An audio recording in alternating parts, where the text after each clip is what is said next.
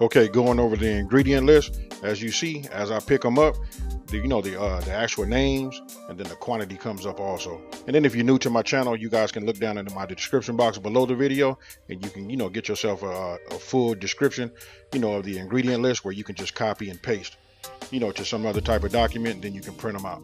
Okay, there you go. You see black pepper. I just put that there to taste because you just want to season it, and I'm gonna show you guys an example. And then listen, this right here do either 2 to 4 salmon steaks. So really wanted you guys to pay attention to how to season this, because sometimes when we seasoning fish steaks like this, or even seasoning steaks, sometimes we think that we putting too much salt on it. There's no such thing, and that's why I'm just showing you guys and giving you guys an example. And this right here, I'm going ahead and just cracking some black pepper over the top of it. And again, I just want you guys just to get an example so you'll know, and don't be afraid to season your fish. Then all you want to do is you want to flip it over, and then what you want to do is we just repeat. Very, very simple. And again, I know a lot of us, including myself, stayed away from salmon steaks forever. But listen, hey, once you start making them, you're just gonna laugh, and you probably won't buy regular steaks anymore.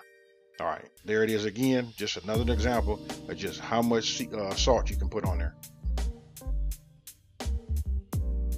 Now listen, after we flip them over, and what you're seeing right here is, I'm just seasoning them. This is just a repeat and giving you an example. You want to go ahead and start. If you're using a cast iron skillet, because it takes a minute for it to heat up, go ahead and just start warming that up. You want to use a medium-high heat. And then we're going to use extra virgin olive oil. You know what? We're going to put about 2 tablespoons of extra virgin olive oil in there. And once that becomes hot, you'll see it starts to ripple a little bit. Then go ahead and just start adding your butter. You know what? You just want to work it back and forth. You don't want it to burn.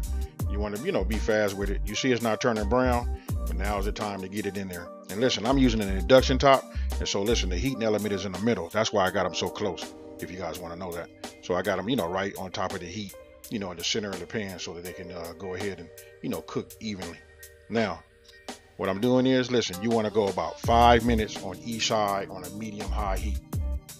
Real simple. Just like you cooking a regular ribeye steak or any other type of meat steak, it's really just that simple. It was almost funny for me to even make a video, but I just wanted to show everybody, because a lot of people, we talk about it and they say they just never ever make it.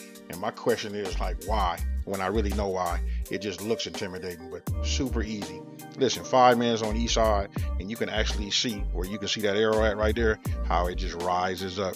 Once it gets halfway through where you can see the meat is cooked, then that's when we flip it over. And like I said, that's about 5 minutes. Now what you're seeing me doing is just adding all the ingredients to the cast iron skillet. And then we got to be quick with it, because you just saw me add the minced garlic. That right there is tricky. We don't want to burn it. So I got it in there so it can mix with the oil and the butter and all of the juices, and it's gonna melt this honey down right here. And you just want to work it back and forth. And what we're gonna do is we're gonna baste it with a spoon, as if it was a steak. We're gonna take it, tilt the pan, we're gonna get our spoon, and then we're gonna put it on top of the meat. Hey, super simple. And listen, the results on this is just amazing. You know what? It's all, listen, if you can, well, let me just say it this way: if you don't have a cast iron skillet, you got to get yourself one. Listen, the flavors that come from that is it's amazing. Now, you just saw me just add my sprigs in there along with that butter. Listen, those sprigs, they bleed off into your juices, into that butter and that oil mix along with that garlic. And now you see me just putting it on top of there. That's soaking inside of that meat. I can just tell you this right now. Listen, me doing this voiceover right now got my mouth watering, because listen, I knocked one of these off the first night, that was dinner, and I had one for lunch the next day. Super easy, amazing. It's huge on taste. And listen, for you guys out there on that keto, this the recipe for you right here.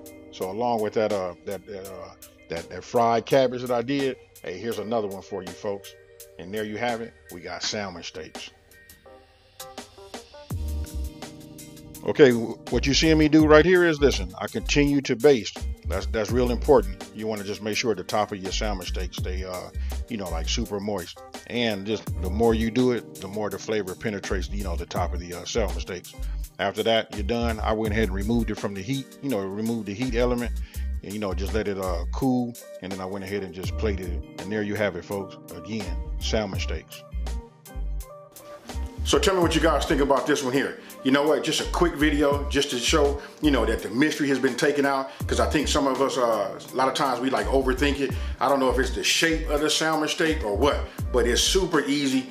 Anybody can do it. You already got the time. We say 5 minutes on each side. You know what, we're gonna run with that medium high heat. And other than that, it's almost foolproof. Now, where you get your taste from, salmon is already a great tasting fish already, but listen, you gotta put that seasoning on it. You can look at this one right here. You can see I seasoned it and kept it simple. Went with that salt and pepper in the very beginning, and then start hitting it a little bit and start basting it with the juices from the skillet. Hey, outside of that, super easy. So the potential, you know what, to make this all kind of flavors is like really, it's up to you and your brain. You know, what can you think of? So let me just take this time to say, hey, listen, if you're new to my channel, you know what, thank you for watching. Don't forget to subscribe, like this video, and let everybody know there's a channel out here that's taking the mystery out of cooking and simplifying these recipes. Hey, those of you guys been watching me for a while, you know what I'm about to say. I'm out of here. Peace.